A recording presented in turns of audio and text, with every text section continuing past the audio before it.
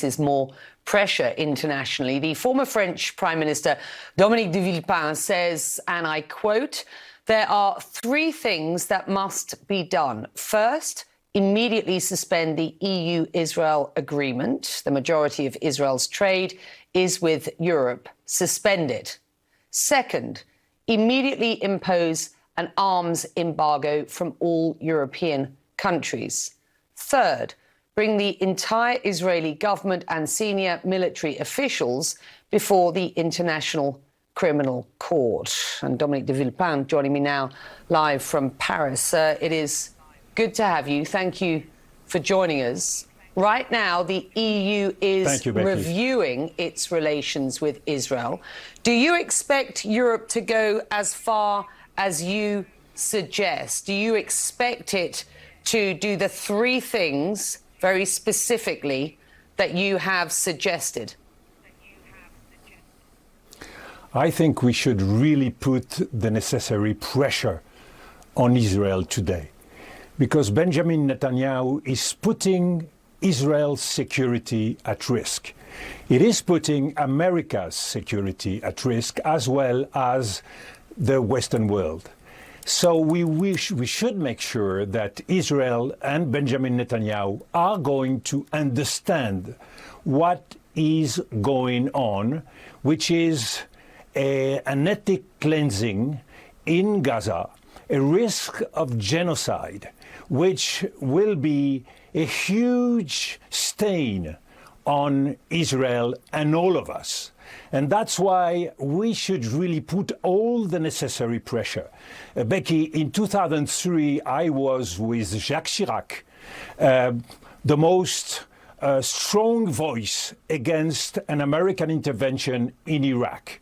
And we felt sorry the US did not listen to us at that time. What is going on today is really a tragedy for all of us. Everybody understands that we should fight as strongly as possible against Hamas, against any terrorist groups. But here, we are talking about civilians, about the Palestinian people, without no political objective. And the plan of Benjamin Netanyahu is very clear. The plan is occupying the whole of Gaza, to have in a tiny part of land, to have the 2,200,000 people of Gaza, depending on the military Israelis and the Foundation of Humanitarian for Gaza, to deliver aid, and to have all these people displaced from Gaza. This is ethnic cleansing. And I think that we cannot accept such an awful situation. People are dying every day. Children dying, no water, it has been said very clearly, no water, no food, no medicine. How in 2025 can we accept that? And there is one country that can stop that, America. Donald Trump said, America great again. This is the worst of America. This is not what we believe America is. And we should rely on the American people to say no to such a policy, because it is really a shame for the whole of us, for Israel, for Europe, and the Western world. Dominique de Villepin, Benjamin Netanyahu stands by his goal that he laid out in the first week after October the 7th. His goal is to eradicate Hamas and to bring home the remaining hostages. Do you believe that any of this pressure will actually push Israel to change course? After all, today, as you and I speak, they still have the support, or he still has the support, as we understand it, of the United States? Well, I think it very much depends on the United States. I think the message of Europe should be very clear. Embargo on arms, cutting the relation, the economic relation, and we are the first partner of Israel. And Israel is today more isolated than ever.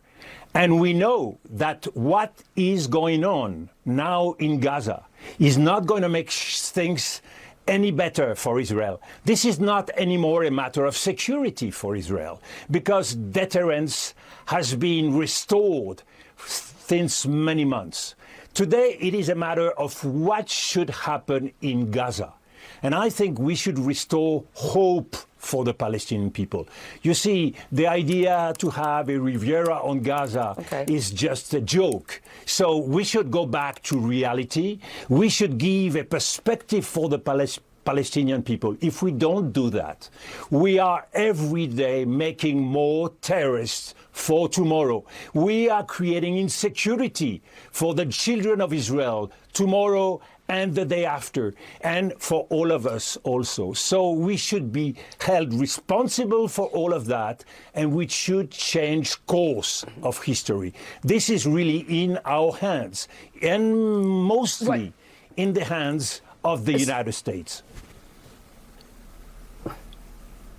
Changing the course of history would be recognizing a Palestinian state. France says it is determined to do so. A small number of European countries, of course, have already done so recently. Emmanuel Macron, the French president, leaving open the possibility of unilaterally declaring a Palestinian state at a conference, a UN conference in June, co-sponsored, as I understand it, by the Saudis and the French. Would you support Paris taking this step?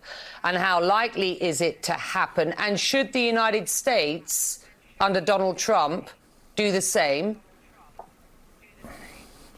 If we want to stop the course of violence, if we want to be able to put all this violence in the track of politics, of course, creating a Palestinian state is solving one of the biggest injustices since 1945. So giving to the Palestinian people the possibility to have a state, to have a piece of land where to live, I think it is our responsibility today. And yes, I think it will change everything, because whenever they will be in their land and living peacefully with Israel, of course, we should guarantee to the Israeli people that we should always back their security. And this is the promise that we've made long ago. But what happened on the 7th of October is the exact proof that there is no way you can have security without peace. You need peace to have real security. So we should get out of this vicious circle. This is the 14th war in Gaza. So we should change the course of history, definitely.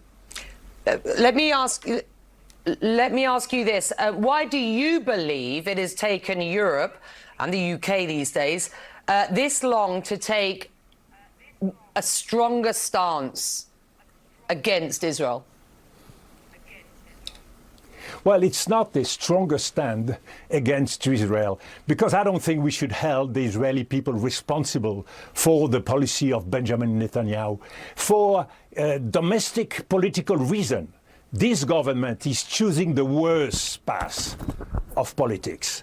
But Israeli people, as well as Jews around the world, should not be held responsible. We should, on the contrary, try not to essentialize. And in the same way, we should not essentialize the Palestinian. Hamas is not the whole of the Palestinians. It's a small group of people that have chosen terrorism. We should fight against terrorism, but we should give a hope to the Palestinian people. If we don't do that, we are creating a whole generation of terrorists, and things will be ever worse in the Middle East. Right. With very strong consequences in our countries. The view of Dominique de Villepin. It's good to have you, sir. Thank you very much indeed. Your perspective important today. Thank you.